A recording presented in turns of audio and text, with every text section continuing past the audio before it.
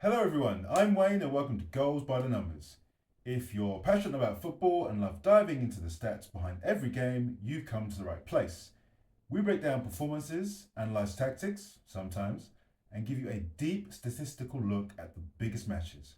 Today we'll take a closer look at Arsenal's narrow win over Chelsea, Manchester United's convincing victory against Leicester, and Manchester City's dramatic draw with Brighton. Somewhat dramatic. Let's get straight into it. Arsenal versus Chelsea. Tactical battle at the Emirates. Arsenal secured a hard-fought 1-0 victory over Chelsea in a game that was more about tactical discipline than pure attacking flair. Despite playing without a recognised striker, Arsenal found a way to be more efficient and effective in front of goal. Chelsea dominated possession with 59% and completed more passes, 548 compared to Arsenal's 390, but possession alone doesn't win games. Arsenal, despite having less of the ball, managed to create more chances, outshooting Chelsea 12-8 and hitting the target 4 times compared to Chelsea's 2. This suggests Arsenal were focused on counter-attacking rather than controlling possession, which is unusual for them.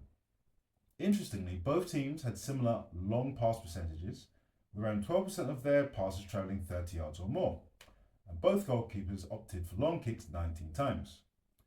Mikel Merino, starting as Arsenal's main striker, had an impressive outing, registering 2 shots, both on target, with an outstanding pass accuracy of 90%. He also contributed defensively with 2 tackles. However, the standout performer for Arsenal was Martin Odegaard, who orchestrated Arsenal's attacks. He made 3 key passes, had 5 shot-creating actions, and registered 50 touches, the highest among Arsenal's non-defenders. He was constantly pushing the team forward, making 24 of his touches in the attacking third and carrying the ball into dangerous areas. On the Chelsea side, Marc Cucurella had an interesting game statistically. He was actually their most attacking threat, managing 2 shots on target, the most in the team. However, his crossing was slightly ineffective, with 3 attempts failing to find a teammate. He was heavily involved, making 37 touches in the attacking third, more than another Chelsea midfielder, Jadon Sancho, who is an attacking player by trade. This highlights, the struggles of Chelsea's forwards and creative midfielders to impact the game. At this stage of the season, Arsenal and Chelsea have scored the same number of goals, only trailing behind Liverpool and Manchester City. Speaking of Liverpool, Mohamed Salah, his goal 20 is now 27, and that's more than Leicester and Southampton have scored this season so far. We'll discuss Leicester shortly, but it raises questions. If Salah was in the league, where would he finish? So on to our next match, Leicester versus Manchester United. Fernandes leads the charge. After an impressive display against Real Sociedad, Højlund continued his goal-scoring form by netting in Manchester United's 3-0 victory over Leicester at the King Power Stadium. The game wasn't one-sided in terms of possession, with Leicester holding 54% compared to United's 46%. However, despite Leicester generating a slightly higher XG, Manchester United's ruthlessness in front of goal was the difference. Bruno Fernandes stole the show once again, scoring 1 and assisting 2. His influence on Manchester United's play continues to be immense, and his passing range was on full display. Of all the outfield players, he attempted the most long passes, completing 6 shot-creating actions and covering 823 yards with his passing. Defensively, he was also solid, winning 3 out of 4 tackles and recovering 16 loose balls, more than double of any of his teammates.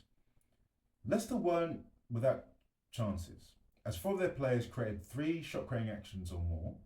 However, their lack of clinical finishing and inability to convert those goal-creating actions was costly.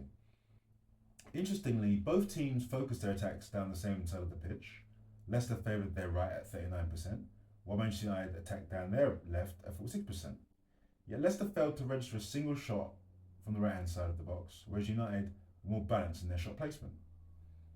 Alejandro Garnacho had a mixed performance. He attempted 4 dribbles, but was only successful once, consistent with his year average of 1.29 successful take-ons per game.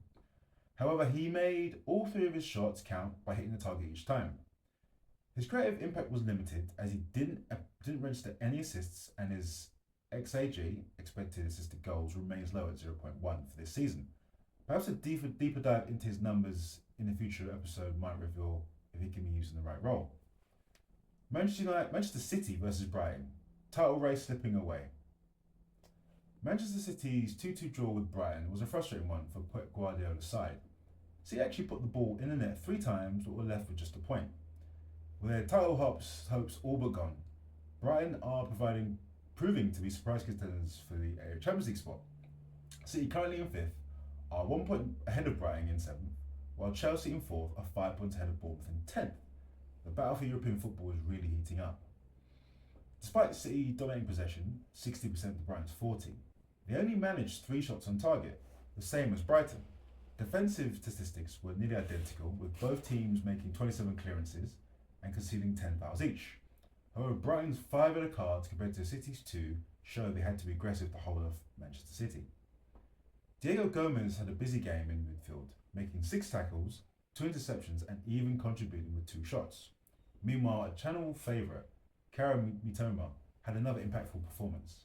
He registered 2 shots on target and linked up well with Estupinen, who was equally influential. Brighton attacked primarily down the left-hand side of the pitch, 38% of the time, mirroring City's preference for the left, which was 39%. Estupinen kept off his game with a goal, 3 tackles, 2 interceptions, and covered the most distance with his passing at 790 yards. Really good for a left-back. City are running out of time if they want to mount a serious title challenge. I mean, it's gone at this point, right? And when their performances showing consistent inconsistency, one has to wonder, what will Pep Guardiola do to turn things around? That wraps up this week's deep dive into matches. But before we go, there are a few questions I guess to think about at this point. I guess the first question would be, why is Arsenal's only recognised striker Gabriel Jesus? They could really use an alternative right now, even though Mikel Merino is doing a good job. The second question would be, in the medium to long term, who will replace Bruno Fernandes in his creativity and goals?